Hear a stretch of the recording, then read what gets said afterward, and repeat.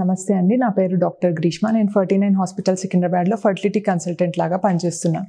So ఈరోజు మనం ఊరికే గర్భస్రావం అంటే రికరెంట్ ప్రెగ్నెన్సీ లాస్ అసలు ఎందుకు అవుతుంది, దీనివల్ల అసలు నార్మల్ ప్రెగ్నెన్సీ వచ్చే అవకాశాలు ఎంతవరకు ఉన్నాయి అనే వాటి గురించి మాట్లాడుకుందాం.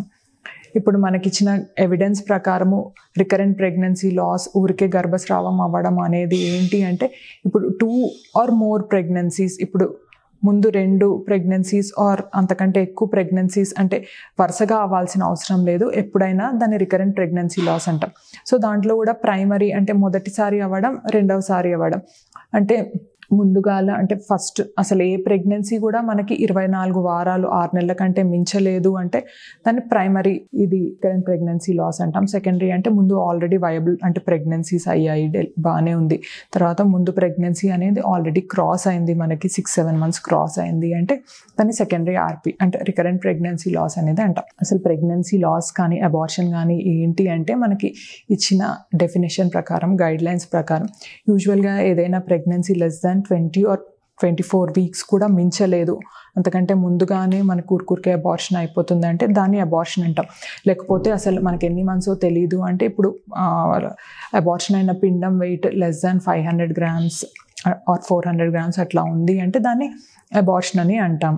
సో దీనికి రీజన్ ఏంటి, అసలు ఎంతమందిలో వస్తుంది అంటే, నార్మల్ ఇప్పుడు మనకి ప్రెగ్నెన్సీస్లో చూస్తే అరౌండ్ 10 to 15 ప్రెగ్నెన్సీస్లో ఇట్లా ఊరికే ప్రెగ్నెన్సీ అనేది ముందుకు వెళ్ళకపోవడం, అబార్షన్ అవ్వడము అనే రిస్క్ ఉంటుంది.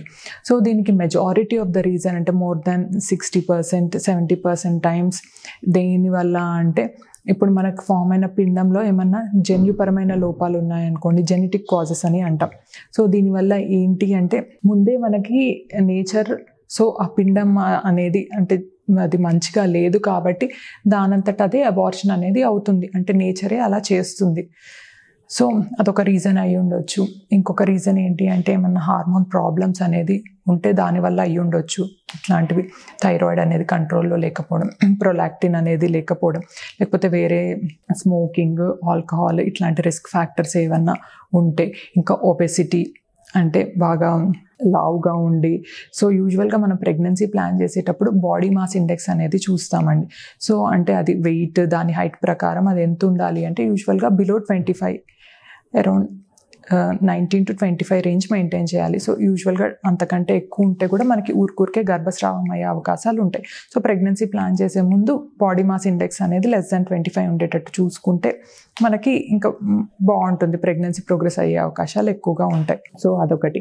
ఇంకా మనకి బ్లడ్లో ఏమన్నా రక్తం ఏమన్నా గడ్డ కట్టే క్లాటింగ్ అబ్నార్మాలిటీస్ అంటాం, అంటే auto immune diseases, antiphospholipid antibodies అట్లా ఏమన్నా ఉన్నాయా, ఇంకా వేరే యాంటీన్యూక్లియర్ యాంటీబాడీస్ అట్లాంటివి ఏమన్నా ఉన్నాయా. సో ఇట్లాంటివన్నీ చూసుకొని, ఇంకా వేరే ఫ్యాక్టర్స్ ఏమన్నా క్రానిక్ ఇల్నెస్ అలాంటివి ఏమన్నా ఉన్నాయా అంటే యూజువల్గా బీపీ కానీ షుగర్ కానీ ఎంతవరకు కంట్రోల్లో ఉంది, వేరే ఏమైనా క్రానిక్ కిడ్నీ డిసీజ్ అట్లాంటివి ఏమన్నా ఉన్నాయా. ఇంకొకటి ఏజ్ పరంగా, ఏజ్ గ్రేటర్ దాన్ 35 years అయినా కూడా మనకి ప్రెగ్నెన్సీ అంటే ఊరికే గర్భస్రావం అయ్యే అవకాశాలు ఎక్కువగా ఉంటాయి, ఎందుకంటే మనకి ఎగ్ క్వాలిటీ అనేది, జెనెటిక్ అబ్నార్మాలిటీస్ అనేది ఎక్కువగా ఉంటాయి కాబట్టి. సో అవన్నీ మనం చూసుకొని, ఇంకా మనం కపుల్ వచ్చినప్పుడు హిస్టరీ అనేది కూడా ఇంపార్టెంట్ అండి. సో మనకి ప్రెగ్నెన్సీ లాస్ అనేది అయ్యింది అంటే అది ఫస్ట్ 3 నెలల్లోనే అయిందా, అసలు హార్ట్ బీట్ అనేది అయినా కనిపించిందా లేదా, అదొకటి మనం తెలుసుకోవాలి. లేకపోతే సెకండ్ ట్రైమిస్టర్ ప్రెగ్నెన్సీ లాస్ అంటే ఒక 6 months 4 months తర్వాత అంటే గ్రేటర్ దాన్ అంటే 16 weeks వరకు ప్రాబ్లం లేదు, ఆ తర్వాత ప్రాబ్లం వచ్చింది అంటే సర్వైకల్ ఫ్యాక్టర్ ఇన్కాంపిటెన్స్ అంటాం. అంటే గర్భాశయ ముఖద్వారంలో ఏదో అది లూజ్గా ఉండడం వల్ల, సో అంటే ప్రీమెచ్యూర్ డెలివరీ అట్లా అయిపోయింది. సో యూజువల్గా ఇంకా నెక్స్ట్ ప్రెగ్నెన్సీలో ఇది మనం 3 నెలలు అట్లా అయిపోయిన తర్వాత సర్వైకల్ సర్క్లాజ్ అంటాం, అంటే సర్విక్స్ ముఖద్వారానికి కుట్ అనేది వేసుకోవాలి, సర్క్లాజ్ ఆపరేషన్. సో దీనివల్ల మనకి ప్రెగ్నెన్సీ అనేది కంటిన్యూ అయ్యేటట్టు చేసుకోవచ్చు.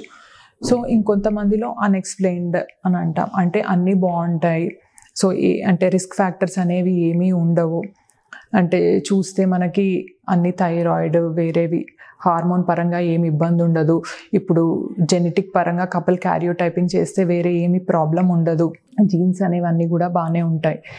ఇంకా ఆ తర్వాత కూడా ఇంకా నెక్స్ట్ ప్రెగ్నెన్సీ అనేది ప్రోగ్రెస్ అవ్వట్లేదు అంటే, చాలాసార్లు ప్రెగ్నెన్సీ లాస్ అవుతుంది అంటే నెక్స్ట్ ఏంటి అంటే, యూజువల్గా మనకి ఇట్లా ప్రెగ్నెన్సీ లాస్ అనేది జన్యుపరమైన జెనెటిక్ లాస్ వల్ల అవుతుంది అని అనుకొని, సో నెక్స్ట్ అసలు ఫామ్ అయిన పిండం ఎంబ్రియో అనేది బాగుందా లేదా, అసలు బాగున్న ఎంబ్రియోనే తోటే ప్రెగ్నెన్సీ రప్పించుకోవాలి అంటే ప్రీ ఇంప్లాంటేషన్ జెనెటిక్ టెస్టింగ్ అంటామండి.